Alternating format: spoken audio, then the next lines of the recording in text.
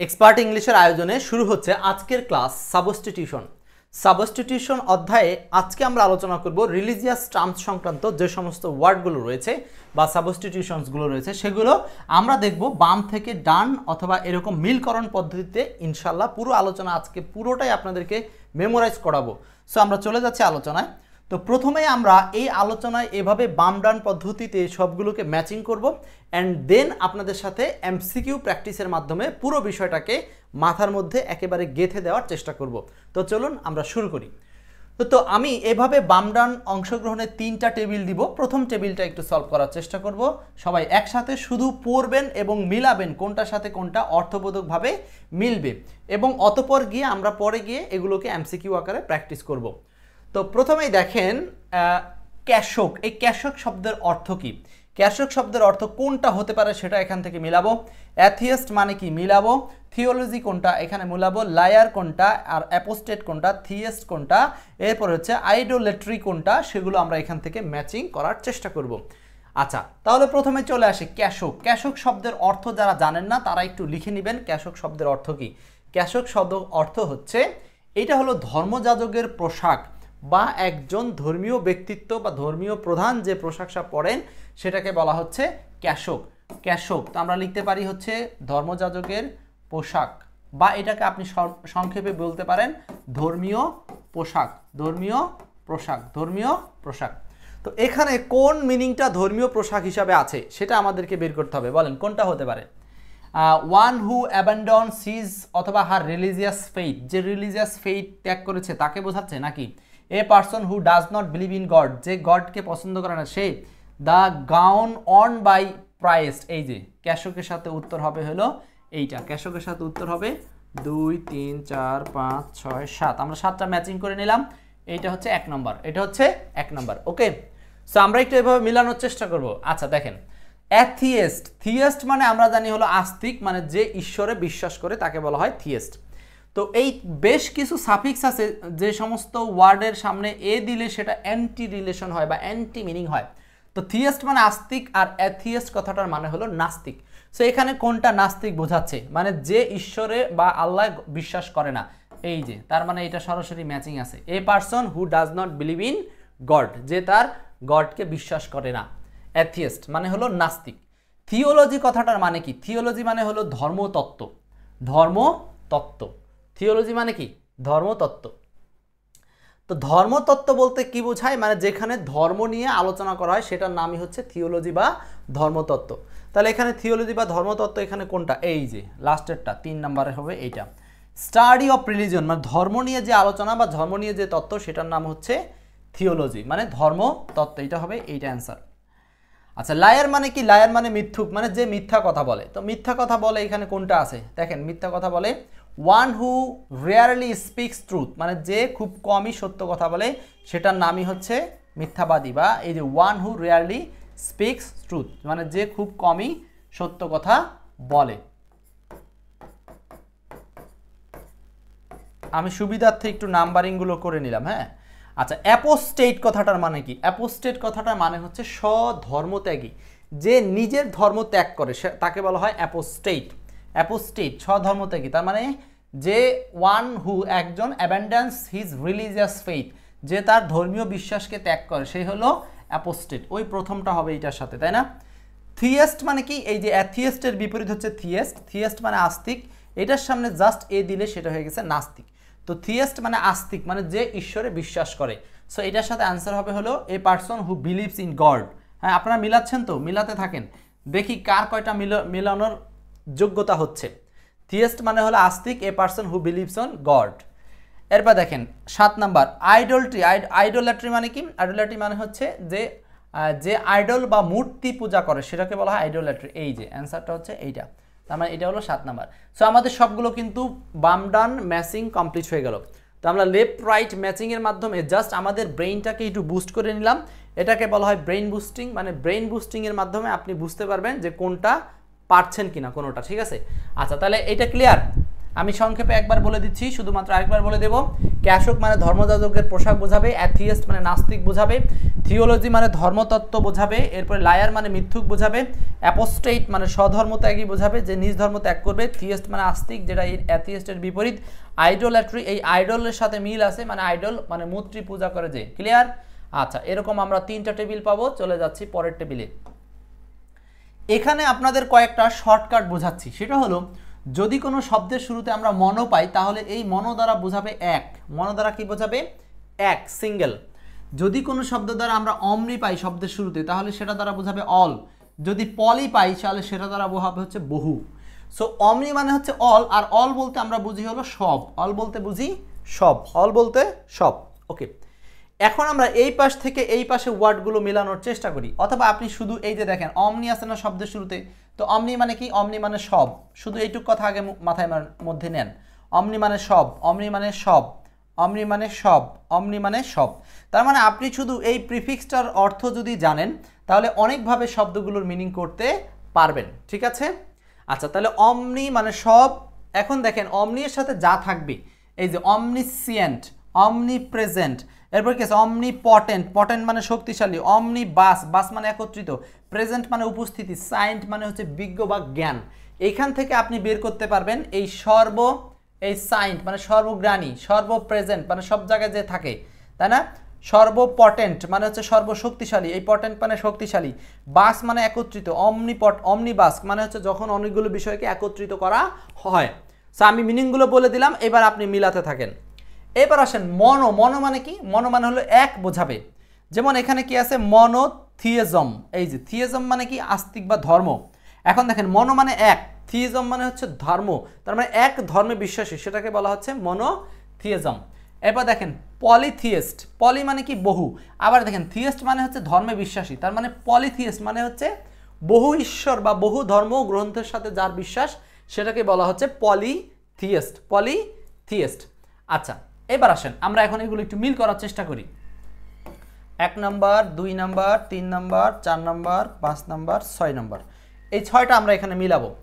So অমনিসিয়েন্ট কথাটার মানে হচ্ছে কি? আপনারা যারা পারেন একটু কমেন্ট করতে থাকেন। অমনিসিয়েন্ট মানে সর্বজ্ঞ বা যে সর্বদ্রষ্টা বা যে সব কিছু দেখে।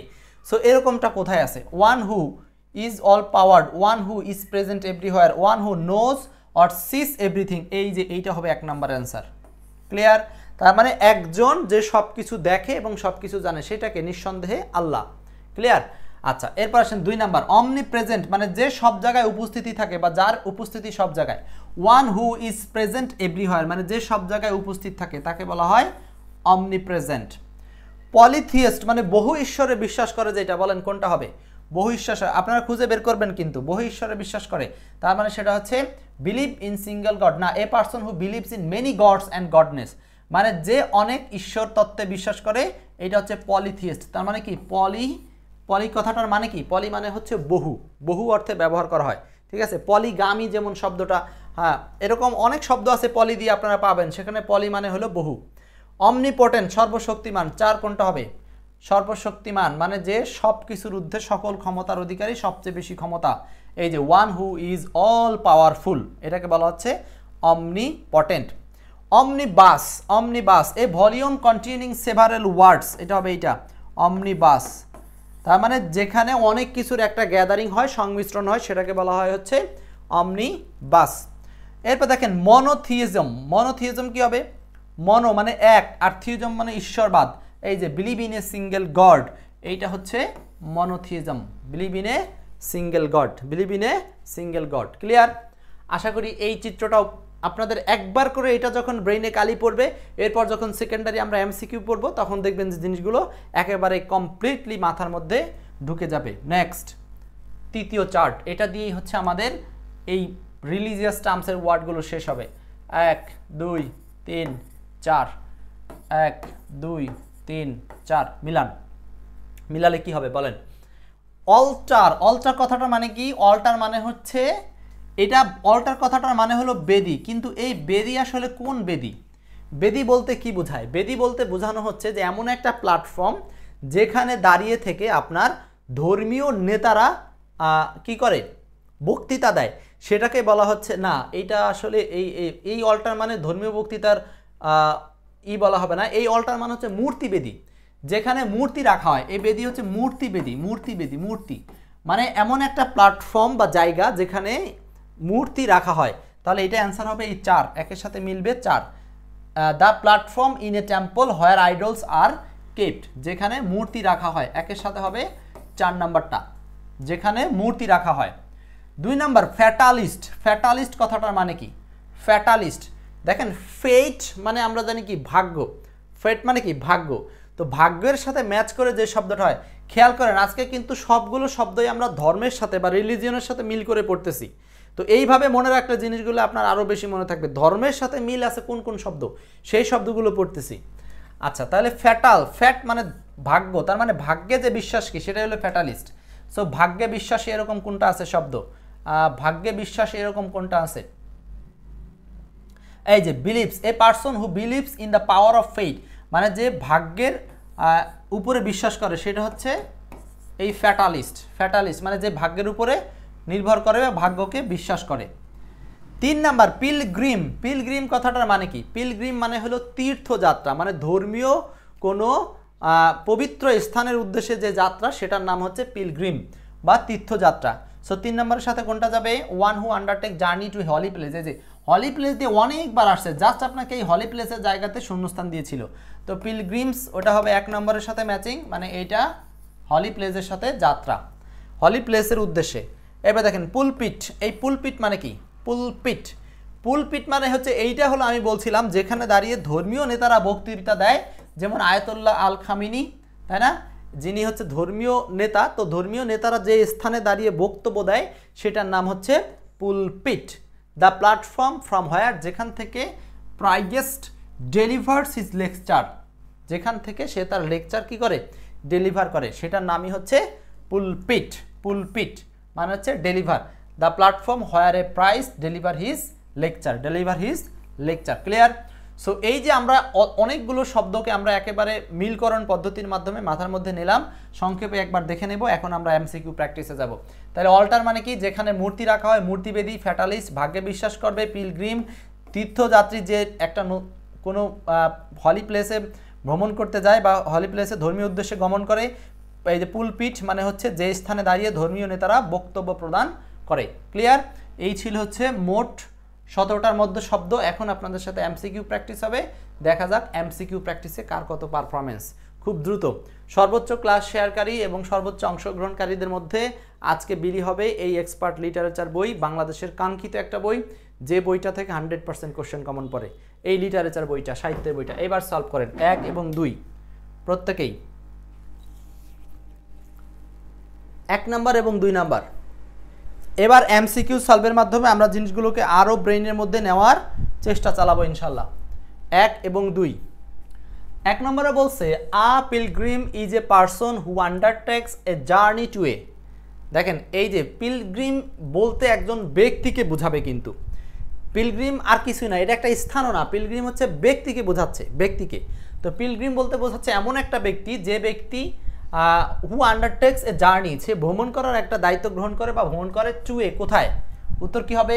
দ্রুত বলতে হবে আমাদেরকে। 1-এর অ্যান্সার হচ্ছে holy place. Okay, good, holy place. 2 number one who rarely speaks truth, যে আসলে খুব একটা সত্য কথা বলে না, বেশিরভাগ সময় যে মিথ্যা কথা বলে তাকে কি বলা হয়? খুবই সহজ, লায়ার। এই যে LIAR, লায়ার মানে কি? মিথ্যাবাদী। এটা ধর্মের সাথে জড়িত শব্দ।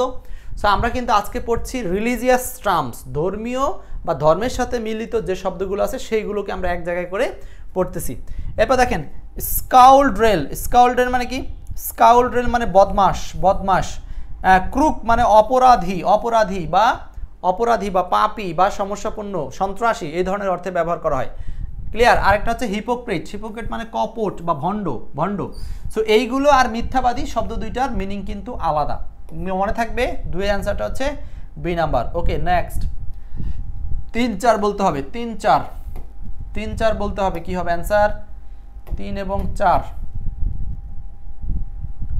3-4। 3 নম্বর বলছে which one is means unlimited power, মানে অনেক ক্ষমতা, unlimited power.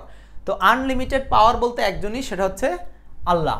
So unlimited power আমরা বলছিলাম শুরুতে অমনি মানে কি, অমনি মানে হলো সর্ব, অমনি মানে সর্ব। এখন কোন অমনির সাথে সর্ব পাওয়ার বা সর্বশক্তিমান বোঝাতে ব্যবহার করা হচ্ছে বলেন?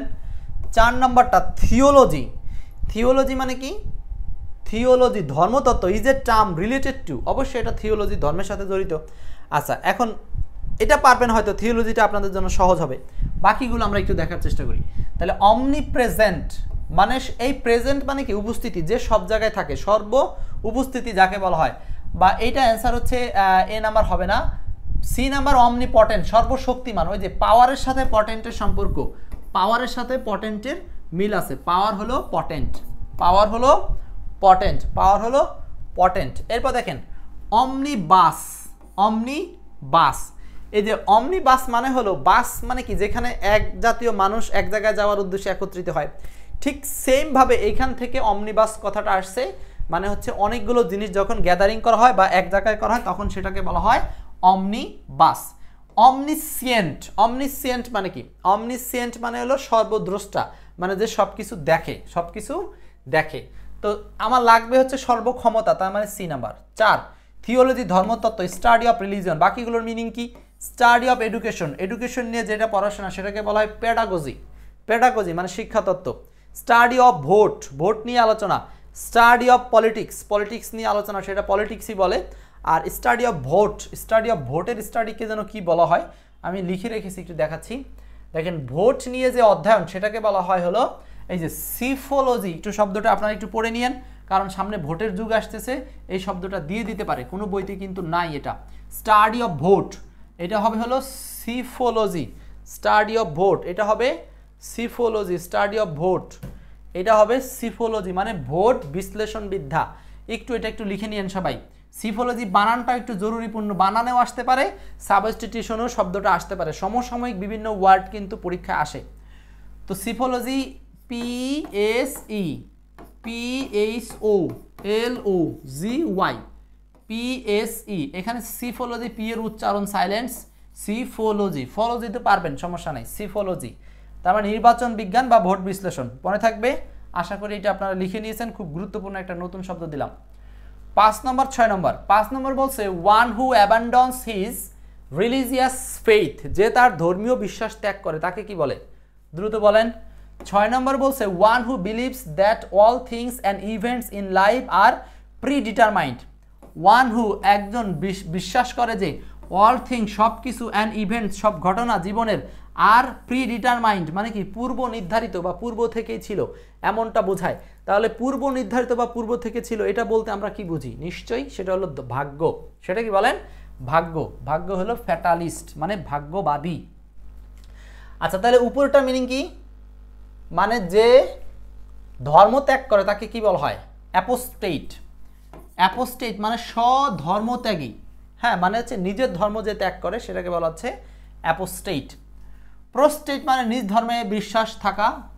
আচ্ছা এটা কি? Agonist, agnostic. অ্যাগনোস্টিক মানে হচ্ছে কি বলি, অ্যাগনোস্টিক মানে হলো দুঃখবাদী বা মারাত্মক ধ্বংসবাদী এরকম। আর প্রোফেইন, এগুলো সব আলাদা আলাদা মিনিং আছে। হ্যাঁ টাইরান্ট মানে শাসক, হ্যাঁ পুরিতান মানে শুদ্ধতা, শুদ্ধতা শুদ্ধতা বোঝাতে ব্যবহার করা হয়। সো 5-এর অ্যান্সারটা হচ্ছে 4 নম্বর আর 6-এর অ্যান্সারটা হলো 4 নম্বর। নেক্সট দ্রুত সলভ করে ফেলবো। আমরা কিন্তু অনেকগুলো শব্দ আজকে ওয়ার্ড শেখার চেষ্টা করব সাবস্টিটিউশনে। রিলিজিয়াস টার্মস ইনশাল্লাহ এখান থেকে একটা কোশ্চেন আপনি কমন পাবেনই, এবং সেই কোশ্চেনটা যেন আমাদের ক্লাসের মধ্য থেকেই থাকবে এমনভাবেই পড়ানো। এই যে মনোথিইজম, মনো মানে কি বলছি? মনো মানে এক, যেখানে মনো পাবেন বলবেন হচ্ছে এক। থিইজম মানে ধর্ম বিশ্বাস, তার মানে এক ধর্মে বিশ্বাস। সো অ্যান্সার হবে কি? Believe in a single God, believe in a single God, believe in a single god. দেখা মাত্র উত্তর করতে হবে। 8, 9, 8 নম্বর 9 নম্বর বলেন। নীলুফা, নিঝুম, মিষ্টিমে, হিমু সবাই অ্যান্সার করছেন, গুড। 8 নম্বর বলছে an atheist is a person. এই যে এ যদি কোনো, এই যে কোনো শব্দের সামনে এ থাকা মানে এ প্রিফিক্স থাকলে সেটা দ্বারা বিপরীত বোঝায়। থিয়েস্ট মানে আস্তিক আর অ্যাথিস্ট মানে নাস্তিক। An atheist is a person হু, যে কি করে? Does not believe in god, যে গডকে বিশ্বাস করে না তাকে বলা হচ্ছে অ্যাথিস্ট, নাস্তিক, তাই না? আচ্ছা 9 number complete the sentence one who journey to a holy place. ও এটা তো আমরা পারি, হলি প্লেসে যাত্রা করেছে সেটা হলো পিলগ্রিম। দেখছেন একই কোশ্চেন বারবার বিভিন্ন স্টাইলে আসে। এই যে পেডলার শব্দটা আপনারা একটু মুখস্থ করে নেবেন, এইটা নতুন শব্দ, গুরুত্বপূর্ণ শব্দ, সব ব্যাখ্যা সহকারে আপনাদেরকে পড়তে হবে। কেননা কারণ অপশনগুলোর ব্যাখ্যা থেকে কিন্তু এখন কোশ্চেন আসে, আর এক্সপার্ট ইংলিশ বইতে আলহামদুলিল্লাহ সকল অপশনের ব্যাখ্যা বিশ্লেষণ সহ দেওয়া আছে। সো যেহেতু ব্যাখ্যা বিশ্লেষণ দেওয়া আছে আপনি ওইখান থেকে পড়ে ফেলতে পারবেন। এইভাবে যেভাবে পড়াচ্ছি সব হুবহু ওই বই থেকে নেওয়া। তো পেডলার মানে কি? পেডলার মানে ঘুরে ঘুরে পণ্য বিক্রি করে যে, তাকে বলা হয় পেডলার। পেডলার কথাটা মানে হচ্ছে ঘুরে ঘুরে যে পণ্য বিক্রি করে, বা বাইরেতে ঝুড়িতে করে বিক্রি করে, বা ঝাঁকাই করে বিক্রি করে, অনেকে আছে না, এদেরকে বলা হয় পেডলার। এদেরকে বলা হয় এক কথায় পেডলার। সো আশা করি এই পর্যন্ত ক্লিয়ার। এরপর আসেন 10 নম্বর বলছে the gown worn by priest is called. মনে আছে তো কি নিয়ে আলোচনা হচ্ছে? আজকে আলোচনা করছি শুধু রিলিজিয়াস টার্মস, ধর্ম বিষয়ক যে শব্দগুলো আছে সেইগুলোর এক কথায় প্রকাশ। দ্য গাউন, এই গাউন মানে আপনারা জানেন এক ধরনের পোশাক যেটা সাধারণত পুরো শরীরকে ঢেকে দেয়, এই ধরনের পোশাককে বলা হয় গাউন। ওয়ার্ন বাই প্রাইসড মানে ধর্মীয় যাজক বা ধর্মীয় নেতা কর্তৃক পরা হয়, সেটাকে কি বলা হয়? সেটাকে বলা হয় ক্যাশক। ক্যাশক, সেটাকে বলা হয় ক্যাশক। তো ক্রুক মানে কি? ক্রুক মানে হচ্ছে সন্ত্রাসীবাদ বা অপরাধবাদ। ক্রুক মানে কি? সন্ত্রাসবাদ বা অপরাধবাদ। নেতিবাচক কথাটা আর কি। The platform of A temple on which idols are kept. Platform মানে স্থান, অফ এ টেম্পল একটা মন্দিরে, অন হুইচ যার উপরে, আইডলস আর কেপ্ট মানে মূর্তি রাখা হয়। তো মূর্তি রাখা হয় এমন একটা প্ল্যাটফর্ম, ওই প্ল্যাটফর্মটার নাম সংক্ষেপে কি বলা হয়? সেটার নাম হলো আপনার অল্টার। এই যে অল্টার মানে হলো মূর্তি বেদি, যেখানে কি রাখা হয়? মূর্তি রাখা হয়। অল্টার মূর্তি বেদি, যেখানে কি রাখা হয়? মূর্তি রাখা হয়। 11 অ্যান্সার হচ্ছে এ নাম্বার, 11 অ্যান্সার এ। ওকে 12 এবং 13। 12 নম্বর বলছে he believes in one God, he believes সে বিশ্বাস করে, ইন ওয়ান গড এক গডে বিশ্বাস করে, হি ইজ তাকে কি বলা হয়? মানে যে এক গডে বা এক ঈশ্বরে বিশ্বাস করে তাকে কি বলা হয়? আমরা বলছিলাম না মনো মানে কি? এক। মনো মানে এক, মনো মানে এক, তার মানে এই যে মনোথিয়েস্ট, একেশ্বরবাদী। মনোথিয়েস্ট মানে কি? একেশ্বরবাদী, একেশ্বরবাদী। এরপর আসেন 13 নাম্বার a person who believes in God is called, যে গডে বিশ্বাস করে তাকে কি বলা হয়? থিয়েস্ট। থিয়েস্ট মানে কি? আস্তিক, আস্তিক। হ্যাঁ আস্তিক মানে যে ঈশ্বরে বিশ্বাস করে বা আল্লাহ বিশ্বাস করে তাকে বলা হয় থিয়েস্ট বা আস্তিক। ক্লিয়ার? কয়টা পড়লাম আমরা? মোট 13টার মাধ্যমেই কিন্তু মোটামুটি অনেক শিখে ফেলেছি। একেবারে আমাদের এই 13টার মাধ্যমেই রিলিজিয়াস টার্মসের যা ছিল সব কিছু কমপ্লিট। সো ধর্মীয় সংক্রান্ত যে সমস্ত সাবস্টিটিউটগুলো আছে, এই সাবস্টিটিউশন ওয়ার্ডগুলো বা সিঙ্গেল ওয়ার্ডগুলো আপনারা এই বই থেকে সম্পূর্ণটাই পেয়ে গেলেন আজকের ক্লাসে। সো যারা প্র্যাকটিস করতে চান, প্র্যাকটিসের জন্য আরও আছে এখানে, সংগ্রহ করে ফেলবেন এইটা। আর যার যার মতো করে আজকে যে ক্লাসে যাগুলো পড়ালাম বারবার মনে রাখার চেষ্টা করেন, এখান থেকে একটা কোশ্চেন আসেই। এবং প্রয়োজনে লিঙ্কটা শেয়ার করে রাখেন, পরীক্ষার আগে আরেকবার পড়তে পারেন, ক্লাসগুলো ডাউনলোড দিয়ে রাখেন, অথবা এগুলো সব আমাদের এক্সপার্ট ইংলিশ ইউটিউব চ্যানেলেও আপনারা পাবেন। ক্লিয়ার? সো আজকের মতো এই ক্লাসটা এখানেই শেষ করছি। আশা করি সবাই বুঝতে কোনো সমস্যা হয়নি। ধন্যবাদ। ওকে।